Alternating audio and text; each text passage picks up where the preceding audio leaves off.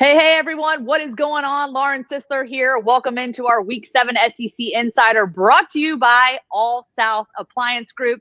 And today I am hanging out here in this beautiful showroom off of Lakeshore Parkway. Need some new appliances or maybe even an upgrade. You know, the holidays are right around the corner.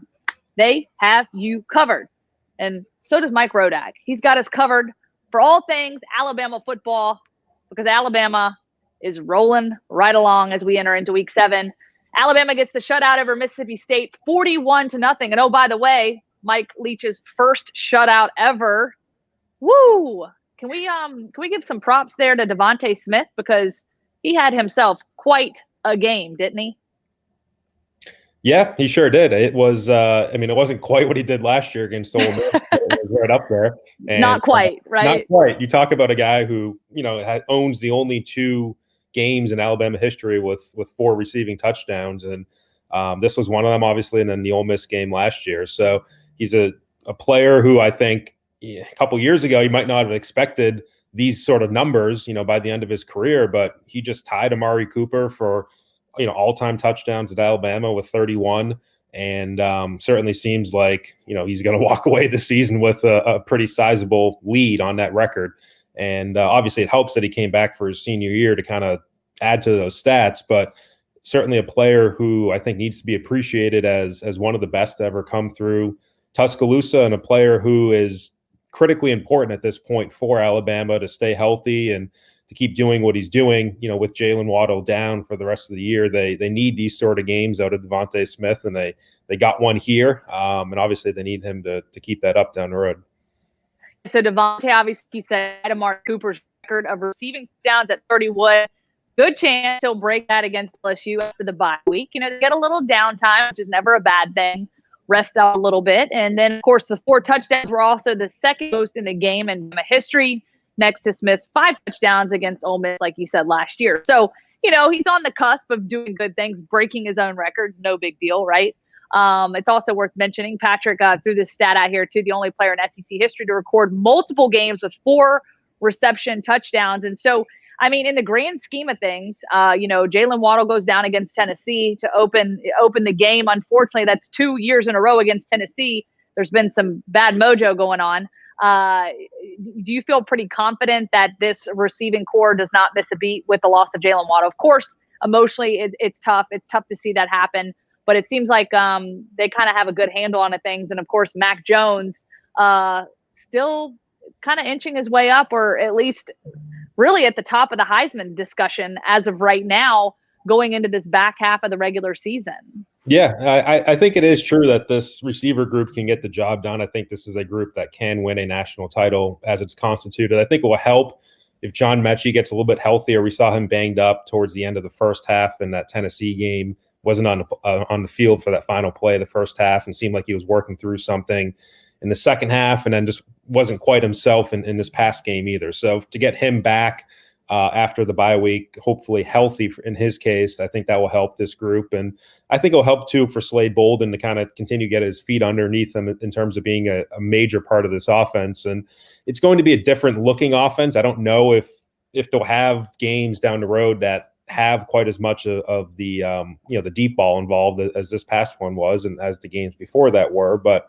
they can still move the ball. And if you have Slade Bolden as that slot guy underneath who can sit down against some zone coverage, if you can, let's say that the defense is focusing on DeVonta Smith and John Mechie and playing 2 deep safeties and trying to stop the deep ball, well, you can still use Forrestall in the passing game. You can use Najee Harris, who's underrated as a pass catcher, and distribute the ball around a little bit more. So, it may not be every game as a DeVonta Smith 4 touchdown, 3 touchdown game, but I still think they have enough pieces around him to make defenses pay if they're not, necessarily, putting all their focus on one player. So, yeah, I think they're capable of winning a national title with this group. I think Mac Jones is capable of winning a national title as a quarterback in the way that he's played. As you mentioned, he's the favorite for the Heisman right now. And, part of that's aided by the fact that Trevor Lawrence is out, with COVID, and we haven't seen a whole lot of Justin Fields quite yet. But, it certainly seems like Mac Jones is doing enough right now to win a Heisman, and I wouldn't be shocked if that's where things go by the end of the year here. Yeah, it's interesting. Last week when things got started with the Big Ten, it makes for interesting conversations because you sort of have to preface everything by, well, this quarterback leads in this category if he's played this many games versus this many games. And so there's a lot of deciphering going on here. But nevertheless, we'll decipher if we think Alabama should be number one in the polls coming up. But first, I want to talk about that Bama defense. We talk about DeVonta Smith. Well, sounds like you might have ruffled his feathers a little bit after the game with a little conversation about that Bama defense. He said something about waking up the monster. Fill us in on that there, Mike Rodak. It was kind of out of the blue. DeVonta Smith is not the most, he's a guy who usually gives some pretty quick, short answers, and he's in and out in terms of, a guy who's talking to the media. But it was kind of an off the beaten path question about the defense, asking DeVonta Smith about it. And his quote was, "I think y'all kind of made them mad." Just with everybody just outside criticizing them, they kind of were feeding off that. They were like, "Okay, y'all going to talk. We're going to show y'all." And I think everybody talking down to them just made them hungry to do it. They just woke up the monster, is the way he put it. And look, Nick Saban talks about it a lot. He talks about internal versus external motivation. And certainly if the defense was motivated by media or fans or whoever criticizing them, that would seem to fall under external motivation. I think Nick Saban would like his players to, be motivated internally and not have to listen to somebody talking down to them, in order to play well. So I don't know if Nick Saban's necessarily, proud of that, but certainly the defense has played better the last couple of weeks. And I think another factor at the defense too is just it's a little bit different of a year in terms of the SEC, where there's a lot of teams that are seeming to struggle on offense. Even a team like Mississippi State that everybody expected to be a high-flying, big-time offense just really hasn't been. Georgia obviously has had their issues at quarterback, and Alabama doesn't play Florida on their regular season schedule, and that's probably the other offense that I think would scare people. Obviously, LSU has been down, and their starting quarterback is out. And when you look at their schedule coming up, I just don't know if LSU's offense really scares you. I don't know if Kentucky's offense scares you at all after that. Auburn's offense has had its share of issues this year with their pass game notwithstanding. And then you finish out with Arkansas, which is more of a defensive team this year. And it just, the schedule doesn't look like last year when you had LSU and Joe Burrow and that offense kind of bearing down on you in November. So it's a little bit smoother sailing, in that regard for the defense. And I think that's helping them a little bit. But at the same time, I think they've made some improvements. They may have been able to get off the field on third downs a lot better. They may have been able to tackle better. And, I don't know if they'll really be tested unless Florida can win this upcoming game against Georgia. And if Florida's in the SEC title game, I don't know if defense will really be tested until potentially the college football playoff if you play a Clemson or Ohio State. Hey, well, let's be real. Not a lot in 2020 looks the same as it did in 2019. We're just going to put it that way.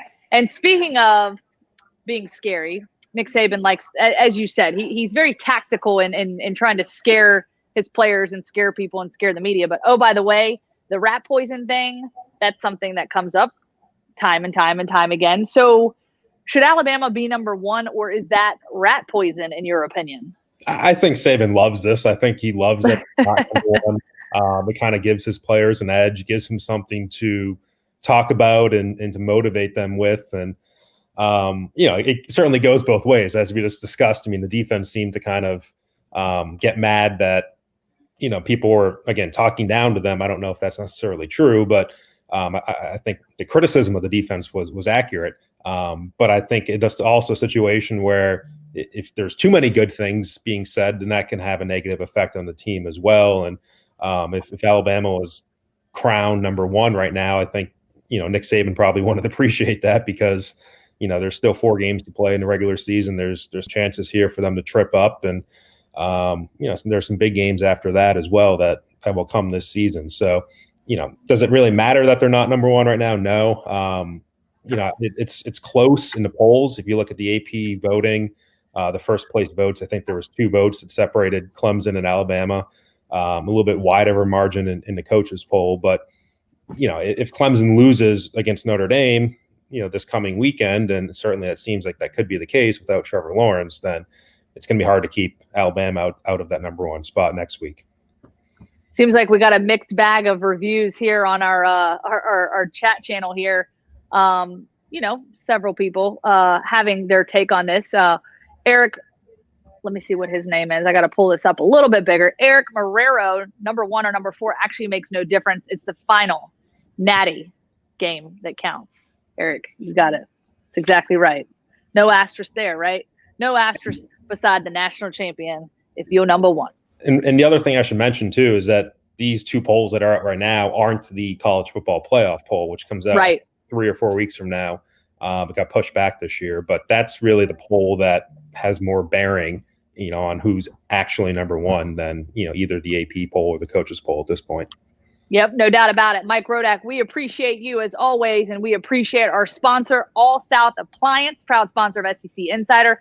We invite you to visit us online at myallsouth.com or any one of our showrooms. I am here at the Lakeshore location in Birmingham. My first visit here in the showroom. Beautiful. So come check them out if you want to do some upgrades and whatever you got going on, some home projects. Perfect time for that. They've also got several showrooms across the state of Alabama, Tennessee, and